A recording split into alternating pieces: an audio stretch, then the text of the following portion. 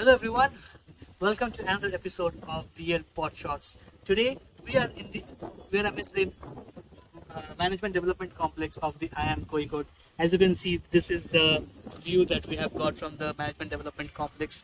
This is the eastern side of our campus, and today marks the last day of our BL program. And as a memory to that wonderful day, we today have one of the members of our student council, Mr. Atul Patil. He has been instrumental in formulating everything that we have known our batch for, from BL conclave to each and everything that we have known our batch doing. So that has been one of the best experiences from on the point of view of our students, as well as from the experience of Mr. Atul Patil. And one more thing, in the next few minutes, we are going to see what has been the perspective of a member of the SCON towards the students, towards this program. So, Atul, welcome to the show. Welcome to another episode of BL Podcast. Thank you so much, Shayantu, for inviting me over. Thanks a lot to the insights. We can get started. So, before we really begin, what exactly motivated you? Because last year, I remember at least a year ago, we had the elections for all the student bodies, and that point of time, there was a lot of things going on. That who will be standing up for the elections, who will be, standing up from Section A, who will be standing up from Section B. What motivated you to stand up for the student council in the first place? Was it predetermined, or it was just a plan of action back then? Right. So, students' committee or students' council is something that I was looking forward to because volunteering and willingness to contribute are the qualities that I deeply cherish. So, I felt that students' council is such a platform where I can be myself and my values are more congruent to what the students' council expects. So, in that way, I felt that this is the right platform for me to contribute to the batch more holistically and also to the program. And were there any perks of being under SCON? Because I will tell you, if you are in the SCON, you are never off duty. You are called any time of the day. You are called any time of the night. If anybody is sick, if the teacher wants something, if the students want something, you are just a middle person between the students' body and the admin as well as the faculty.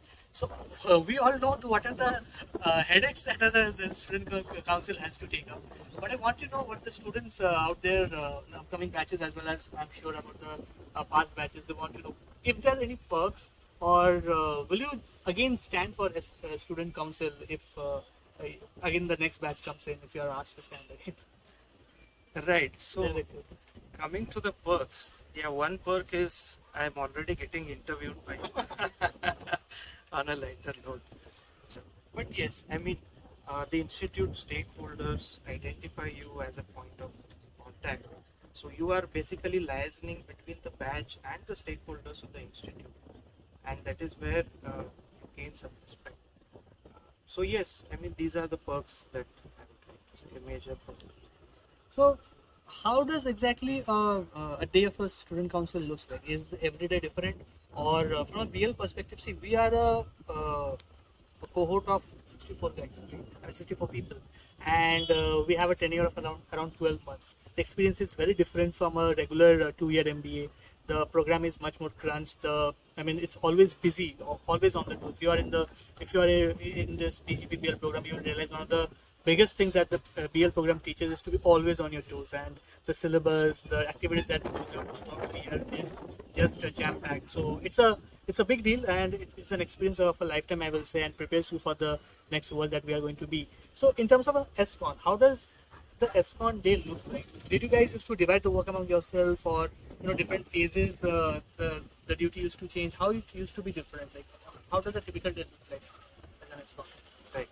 So if I can put it, a typical day in a SCON can be as atypical as it can be, because you need to be always prepared for what is.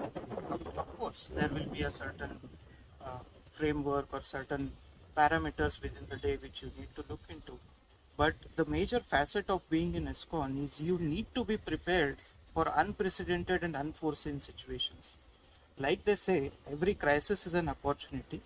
So being in a students council provides you that opportunity to tackle these particular crises, and we being future business leaders, this is no less than a simulation.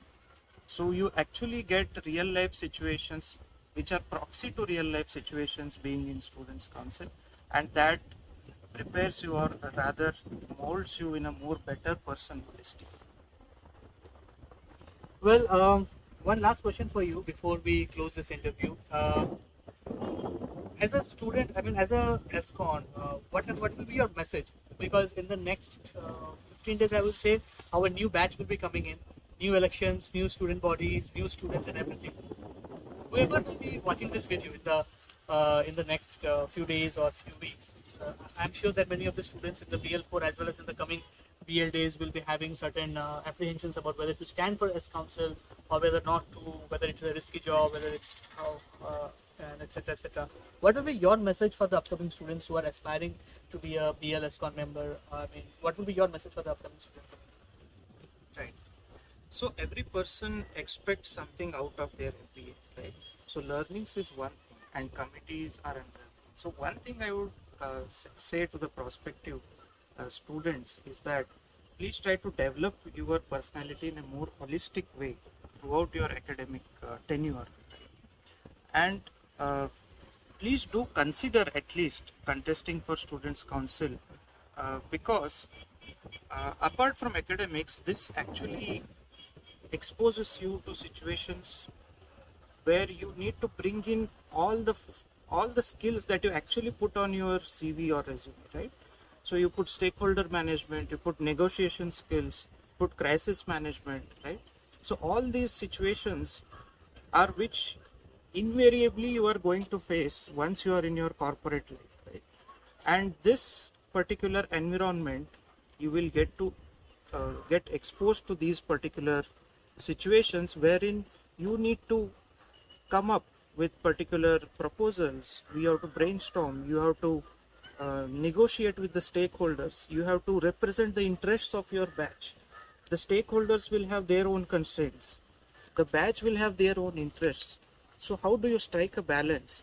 So how do you convince your stakeholders for a particular decision which is in the interest of the batch?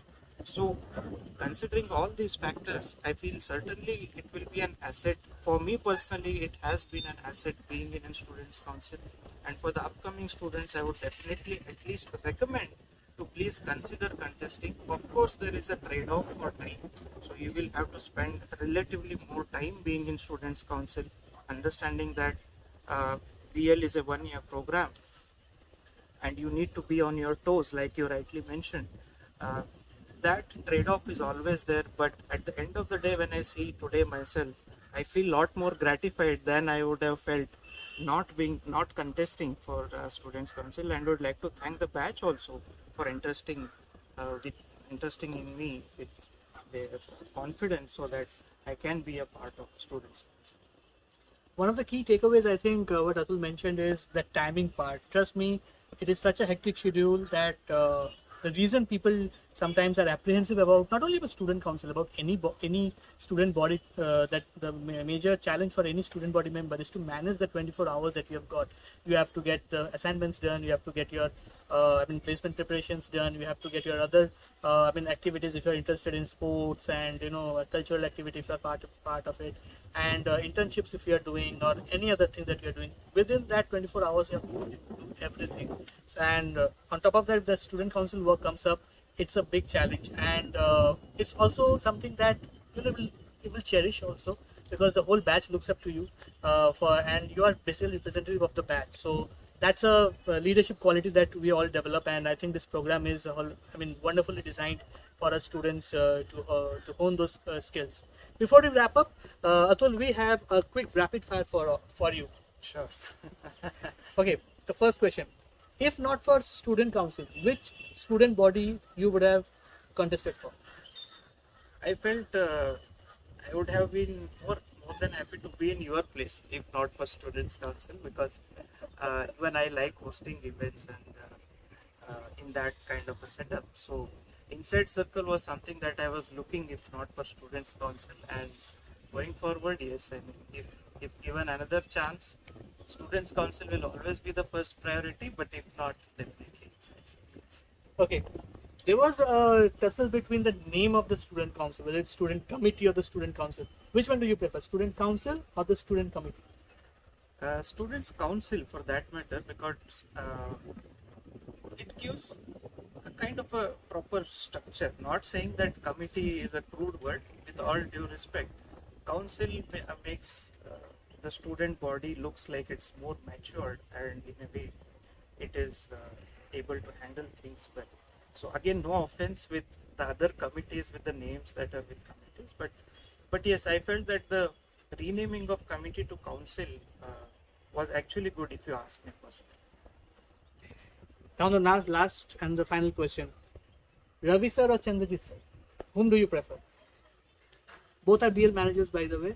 Previously when we joined, Ravi sir was the manager, and right now Chandrajit sir has taken over. So this is a cookie. Oh, so you're putting me in a spot. So I would say Ravindrajit sir. Okay, so that's smartly played by Atul. So that brings us to the end of this episode, and this brings us also to this day brings us to the end of our BL3, as well as today we concluded the final day, final exam, final everything of MBA, and many of us will be going back to our homes. And this is for you, BL4 and BL5 and every BL family that is coming in. This is a wonderful program, and there are lots of feelings that is right now in all of our minds, and it's a feeling in itself. It's an experience in itself. This campus that you see around me is something that you will never ever get in your life. This is something, one of the best campuses that we have in the country, and trust me, more than studies, if we just sit here and look into the vast trenches of nature, that's it. I mean, every pain, every suffering, every good, bad, everything that you will experience will forget, and you will transcend into a new zone. This is a perfect example of campus in the clouds. This is Kerala for you, and this is Shayanto from Inside Circle signing off for this episode. Thank you for watching. See you again.